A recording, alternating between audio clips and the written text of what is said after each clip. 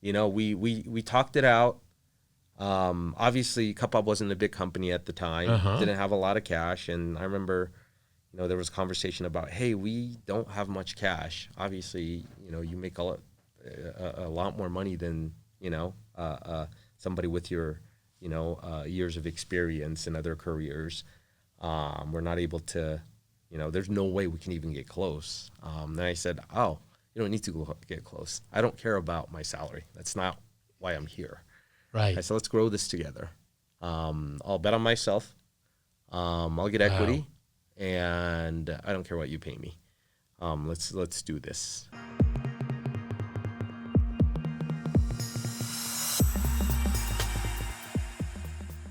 Welcome to Motivational Monday, conversations with me, David Ibarra, and my guest today, Dok Kwon.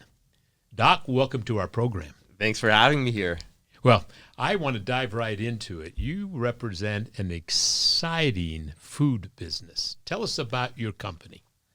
Cupbop is a quick service restaurant. It's a Korean BBQ-in-a-cup concept that started right here in Salt Lake City.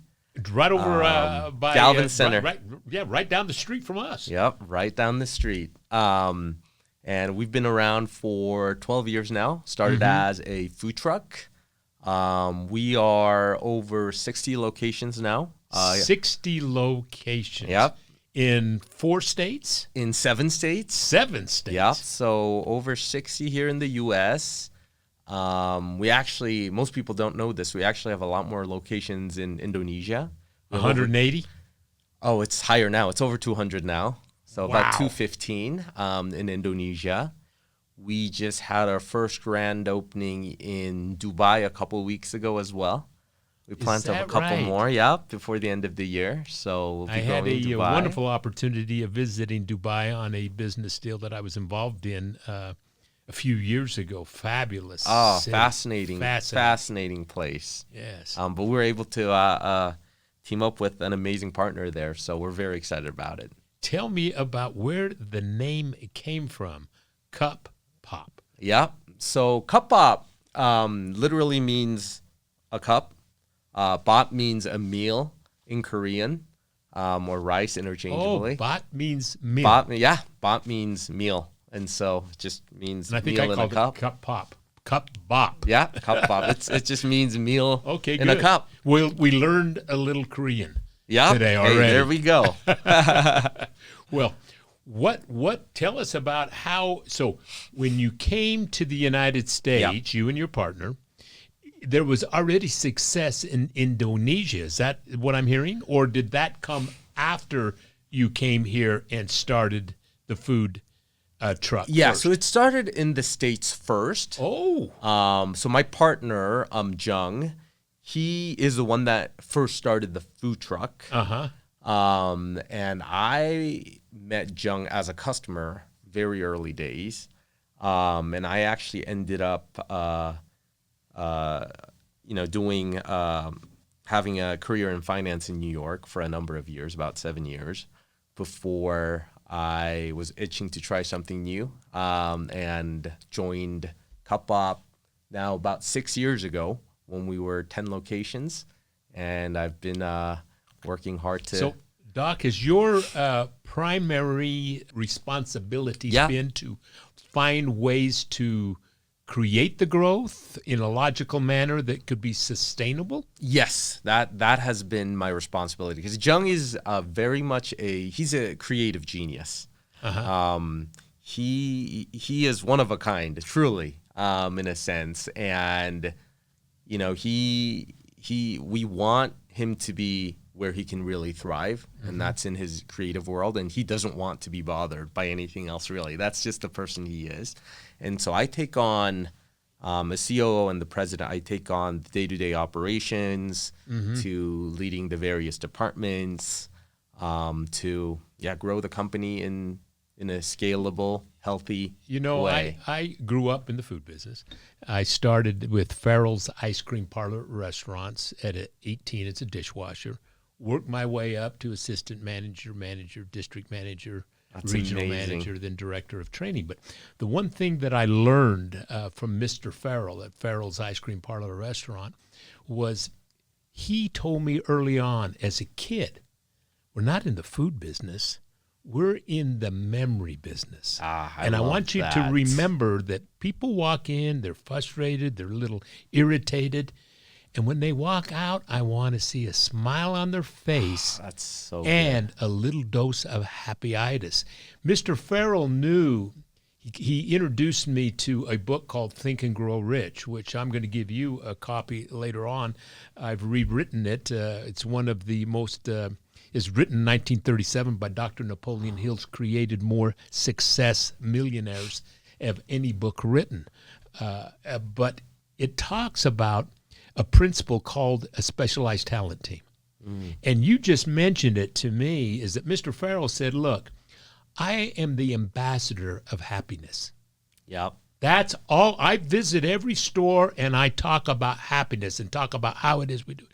Somebody else we have that is an expert that runs the business, somebody else, the accounting, but find people who love what they do and their talent. When you put them together, working in harmony for the pursuit of a common purpose, you enter the genius zone. Sounds like you're in the genius zone. Yeah, that's what we try to do for sure. I don't know if we're there yet, but we try. That's for sure. In how many years now? 13? 12 years, yeah. 12 years.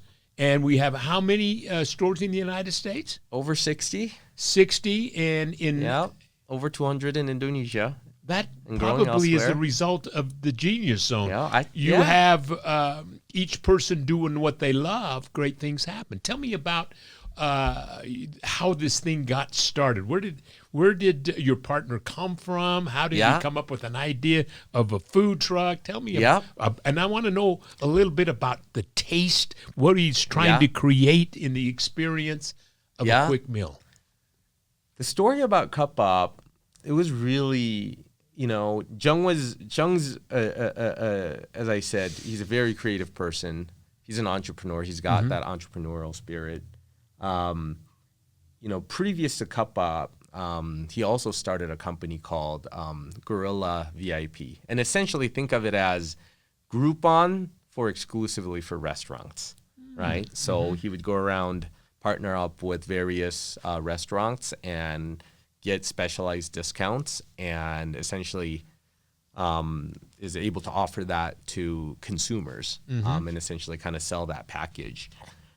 And, because he had to work with restaurants, he had visited hundreds, if not thousands of restaurants, right, to bring them on as partners. And over the years, I think Jung really just started taking just notes for himself as to, why is this restaurant so successful? Then all of a sudden, it's gone, right? There are restaurants where it wasn't doing well. All of a sudden, it's doing well. And he started just creating a to-do list of it. If I ever start a restaurant, these are the things that I'm going to do. These are the things that I will never do. It's just as important to know what not to do as it is to know if more what important, to do. if not more important, right? And so he started taking notes on that. And one day, there was a big food convention out in Salt Lake City, and he visited there and saw that many different cuisines were represented. And back then, Korean cuisine was not represented. And that stoked a little fire in him. And he said, you know what? I think Korean cuisine has everything that it takes to be successful here in the U.S. I'm going to create something.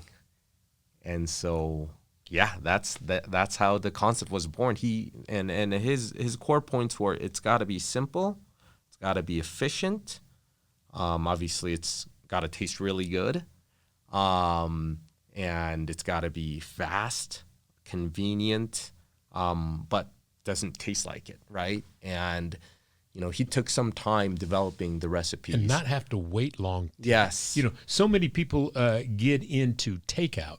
Yes. And they think fast food, but they want something special. Yeah. How do you do special? Yeah. And have it fast? Right. And that's really the magic formula of, whenever we are doing R&D for a new menu, we want to make sure that our core principles are there, right? It needs to be efficient. We can't, it's got to be trainable, right, to an ordinary teenager, right? And that's kind of the barometer that we have in our heads. But it's also got to taste good and not fast, as you put it. And there's no formula. It's just a lot of trial and error of R&D, and us coming up with our recipes with our wonderful corporate chef JB. So, well, I bet you that's a fun experience when you have a creative day. And yes, you're making it's dishes a very fun dishes day. upon dishes. It happens a lot. It's always happening in our office. So that is cool. I remember early in my career, we came to an experience with Roy Rogers Family Restaurants where our team began to shift in that instead of teenagers, it became more of immigrants that English was not their first language. Yep. And we were having a lot of trouble in our business, and you know this as well. We may lose money on an entree. We've got to sell a soft drink. We got to sell a salad, fries, something. We got to sell a dessert. If you get a 4-ticket item, you've got about a 29% food cost. If you've got a single item, you've got about a 45% food cost, and the math doesn't work. And we were having trouble getting that combination. Yes. And then somebody, and I'll never forget, there was a Parade magazine or something of that laying there, and it showed a roast beef sandwich, a Coke, fries, and an apple turnover. And somebody came up with the idea, I know, let's do choice 1, choice 2, choice 3, choice 4, and let's put the entree bottom right because your eye top to bottom, and then you can just point which one. Right. I understand that your partner kind of came across that kind of an approach early on in his career as well. Yeah. Shh, just choose. Yeah. At what age do you wish you had unlocked the principles that lead to success? Where do you think you'd be today if you had learned them as a child? Yes, Our Kids Can is a program developed at Harvard and tested in San Antonio's school systems, designed to give children of all backgrounds the opportunity to plant the seeds for future success, using learning techniques they understand and enjoy. Through engaging animated stories, fun sing-along songs, and interactive games, Yes, Our Kids Can teaches your child the empowering, success-driven principles needed to reach their full potential. Don't miss this opportunity to give your children the future they deserve. Yes, Our Kids Can is available now on the Apple App Store and Google Play. Sign up today and help make your child's dreams a reality. And that was literally because he couldn't speak English. And people would keep asking him, what's in here? What's in this bowl? What are the ingredients here? And because he didn't speak English very well, he would literally tell them, just eat. Eat. And that became our slogan. And it was out of necessity, actually, more than anything else. I love it. The picture looks good. Shh, just eat. Be happy. Yeah. Well, tell me, how is it that we learned his story? And he came, was he an immigrant to? He's an immigrant. Yeah, I'm an immigrant. We're both immigrants. Mm-hmm. Yeah. Well, I'm the son of an immigrant. And I'll tell you what, the one thing that I notice about immigrants, sons, daughters of immigrants, is the one thing that we know is how to work. Yep. We know that's what I need to teach my kids. I think about that every day. We can't lose that for sure. So he came when? I believe Jung came after, right after, like in his college years. Okay. Is when he came. And tell me now about you. Start with a little bit of your family story. I want to know now, shift a little bit. Tell me about you. I was born in Korea, South Korea. And what city? Incheon. So where the international airport is. That's where I was born. It's actually a pretty interesting story now looking back at it now that I'm a parent. My family and I, we came on a vacation in August of '99. and we had a couple weeks of vacation out on the West Coast, the national parks, all of that.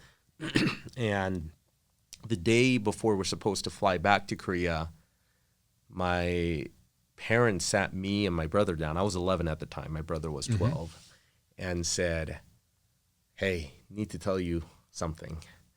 You guys are actually not coming back with us tomorrow. You guys are going to stay here. You're going to start going to school. This is where you're going to live. This is where the opportunities are. And they went back the next day. And so they found a school. They found a family for us to stay with. Wow. Yeah, it's great. Now looking back, it's crazy because 11-year-olds, 12-years. Yes. I was a 6th grader. My brother was 7th grader at the time. What a sacrifice your mom and Incredible. Dad Incredible. made. I mean the Incredible. sorrow and Yep. and wow. They said they shed all their tears back then in their life. So, and it was, back in the day, it wasn't, where we didn't have FaceTime. We didn't have all this technology where we're easily able to, the world is much more connected now. And so, we started going to school the next week. And now, was that in Salt Lake? I was in Utah. That was in Provo. They found, really? They had a family friend that lived in Utah. And my parents looked into Utah and said, hey, it seems like a very religious state. A lot of people don't smoke, drink. It looks safe. All right, let's send our kids there. And so I went to Happy Valley is about as safe as you could be back then in Provo, Utah. That's right. So we ended up going to a small private school that no longer exists, but it's called Meridian School on 9th East in Provo. And we graduated from there. Who was the family you lived with? It was a family friend of the family that my parents knew. And so we lived with them for about a year. We ended up moving to our host family that we lived a long time with. My host father was the English teacher at the time of the school we were going to. An amazing, amazing family. What was his name? Justin Kennington, Anna Kennington. Okay. It's the Kenningtons. Okay. Unbelievable family. Still family to us. Right. And we lived there, went to school in Provo, graduated, and it was a small private school, K through 12. So right. It was just one school. So graduated from there and ended up going to BYU. Wow. As kind of the minority non-LDS population. I studied accounting at BYU and looking for and while we were going through our high school years, my dad's business in Korea went belly up, and we were. They try to shield us from everything, but it was very, we could tell at that age that, okay, something is gravely wrong here. Right. This is a state of emergency. We need to do something really quickly. And so while going to school, I thought, okay, I need to get our family back in shape. It's, my brother and I, it's kind of our turn. What do I do? What do I need to do to make a lot of money? That was kind of my focus. Right. And I just Googled it, said, where can I make a lot of money after graduation? And they said, if you go to a hedge fund in New York, you can make a lot of money. I said, okay, that's what I got to do. How do I get there? Generally, you go to an investment bank and, transfer. And I said, okay, that's what I need to do. So after graduating BYU, I ended up working at Goldman Sachs in their research division. Right. And spent about 2.5 years. And I met Jung right before moving to New York. So there was a 3-4 months overlap. That's when the Cupbop food truck first started, and I was just an avid customer. Right. And I remember, kind of my last visit before leaving for New York, telling him, hey, this is a brilliant concept. You're going to do great. Come to New York one day. I'm sure I'll see you. Went to New York. I spent about 2.5 years at Goldman, and then moved to a big hedge fund called Citadel. where I worked about 4.5 years as an investor. I ran a portfolio there. Yeah, and it became, it was a pretty big portfolio at the end. By the time I resigned, it was over about $480 million portfolio that I was running. But I was just itching to try something new. I always had this itch of, I want to do my own thing. Had no idea what it was. Had no idea it was going to be in restaurants. I actually never thought it was going to be in restaurants. Let me interrupt you just for a second. Tell me, during this time period that you went with the hedge fund management and helping intervene in your turn, your brothers and yours turn, how did that affect your parents? Were you able to assist? Were you able? Oh, absolutely. Did they come to the United States? Did you? Tell us. So they stayed in Korea. Because they were based. They would visit, but after my brother and I graduated and got jobs, we were able to fully take care of them. Good. Yeah. So that was my brother. He studied chemical engineering at BYU and ended up going to law school and to Duke Law. And then he also went to New York to work for, I think, the largest law firm in the world by revenue, Kirkland & Ellis. Wow. And she's still there. As a partner So there. your brother's very successful as well. So he ended up going to New York. I ended up making it in New York. And so, we were... Since then, the family's been taken care of, and it's been an amazing blessing. We have a similar background. I was raised in Utah foster care from 1 to 14, and I was placed with a host family at 8 in Provo, Utah.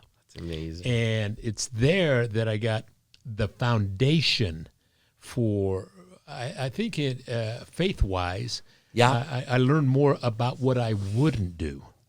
In my life. And I think it's important to, some about what I'm going to do, but having that foundation, these are the things I will not do. When it comes to your word, it comes to honesty, when it comes to ethics and what have you. And then at 14, I went back, was able to join my father, who had come to this country as a migrant worker, and then start my career as a dishwasher.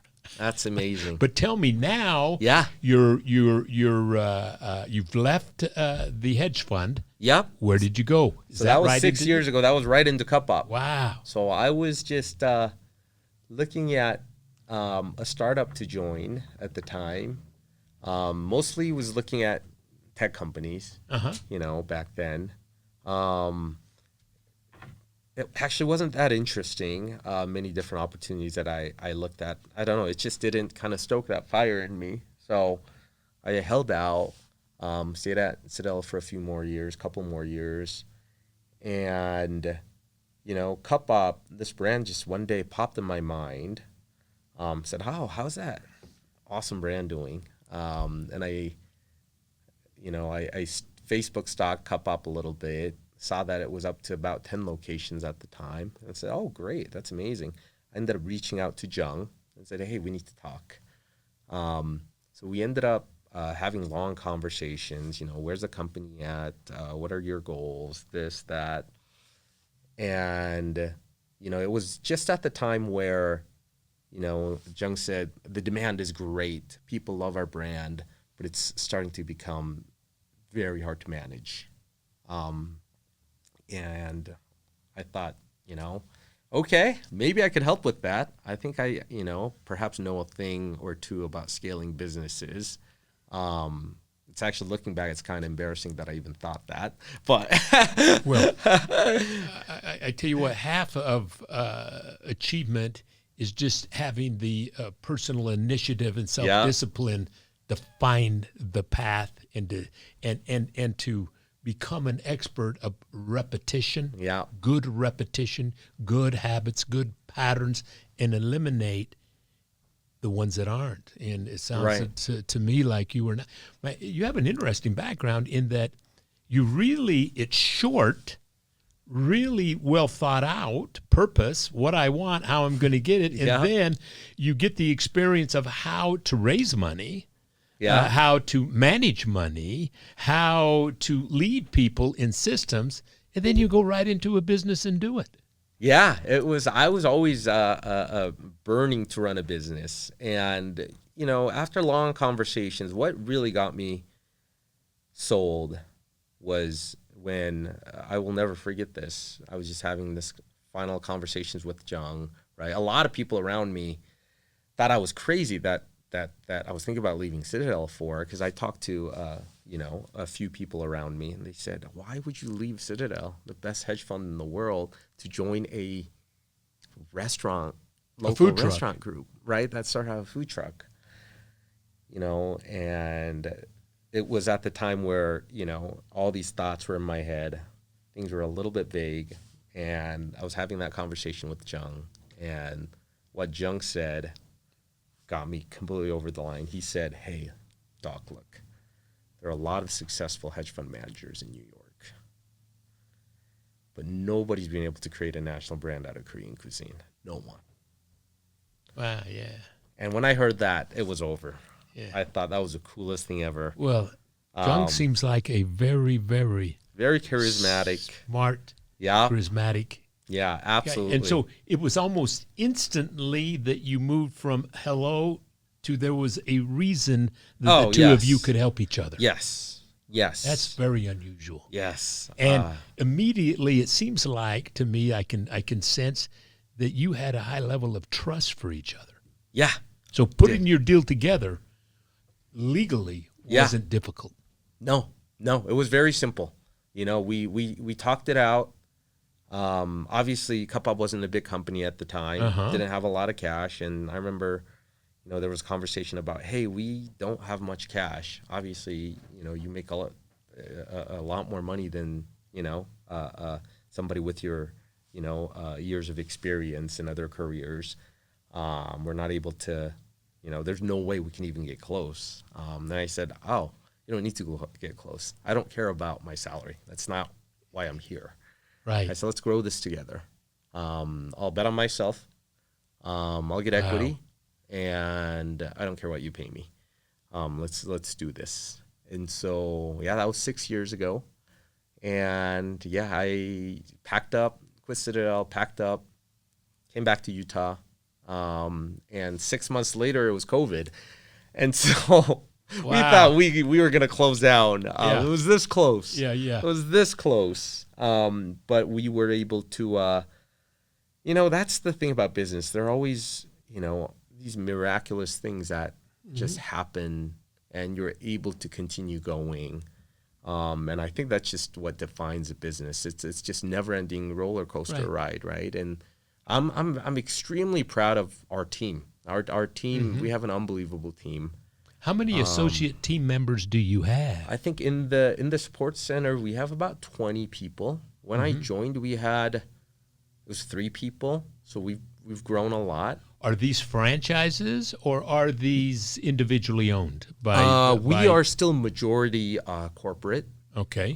We didn't officially, start really looking into franchise actually until earlier this year. For various reasons. We weren't ready. I mean, we got Jung and I, we were on Shark Tank a few years ago. And after that, is that right? I think we were on 3 years ago. And what happened? Yeah, so on the show, we got a deal with Mark Cuban. Oh. We ended up not closing for various reasons. I mean, we were a little bit bigger in size for Shark Tank, and because Mark's very busy, they have a very strict Shark Tank template of things that you talk about the valuation on the show, but that's about it, right? You get in, and there are all these the rights, first right of refusal, to a lot of these legal things you have to deal with after, and it ended up not going through, but post the show with the exposure, we got a lot and lots of franchise inquiries, obviously. Yeah. But we made the tough decision to say, no, we're not ready. We don't want to grow. I will tell you this. I was president of the Franchise Association for Farrell's Ice Cream Parlor, which I used to own a location in Fashion Place Mall along with 4 others in the 80s. But Chick-fil-A has come out, I think, with the best Yes, approach to unbelievable franchising. move. Yes, Is that it's an the unbelievable franchising system. can help you get numbers, but they can also help you lose who you are. Yes, But and it's talking about COVID. You look at those who decide and to find their way out. Chick-fil-A was doing $4 million per location when COVID hit, Doing and 9 now. end up doing 8.4 after because they learned the drive-up window. Now you're predominantly takeout. Is that right? Yes, we are. Yeah, we're very grateful in that our concept fits right in with kind of the macro trend of delivery, takeout. We're about 35 to 40% just third-party digital, and even in stores, I would say at least half, if not more, are pickup right now. Right. And so we're very heavily geared towards delivery and takeout, which is great because it allows us to be efficient, and that's really in our DNA, right? We started from a food truck, and so we can't have super complicated operations to begin with.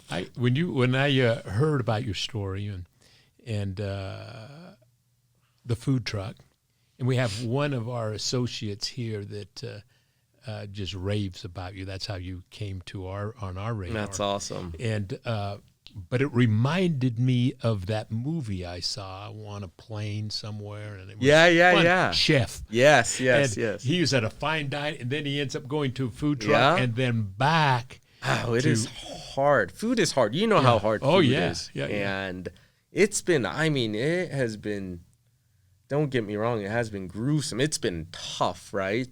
And it's been, I think part of it's been by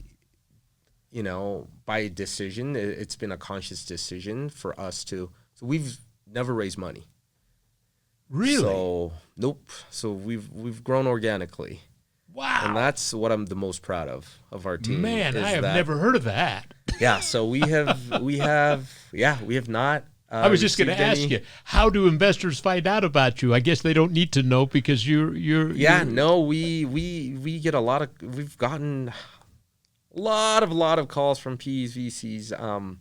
We have not. A hedge fund would love you. Yeah, we have not taken an investment yet. That's very nice. And part of the decision was because, we're in food, and if we're in software, I would say we would have taken an investment long ago and would have gone running. But as people in the food industry know, it's a very intensive business operationally, right? Yeah, and very. Raising $30-40 million and opening a lot of stores necessarily isn't a good thing. If anything, that probably opens the biggest opportunity for failure. Farrell's Ice Cream Parlor Restaurant, owned by Robert E. Farrell, started in Portland, Oregon, 25 stores when I met him, merged with Marriott. Marriott gave him everything they need to hang themselves and get to 150 overnight. Yep. And we couldn't keep the theme. We couldn't keep the atmosphere. It became about food instead of memories. Exactly. And Farrell's is no more. And that's the thing. I thought we raise a lot of money and open a lot of restaurants, but that's necessarily not a good thing. I don't want to go that fast to start with because we're in restaurants. So I thought, as we come to an end of our program, I want you to tell the listeners about why should they visit you and how do they visit you and what will they find on their first visit. You should visit us because we have an awesome product, amazing food. We have a very unique brand. We say in a sea of sandwiches, burgers, pizza, it's something that I'm sure you've never had.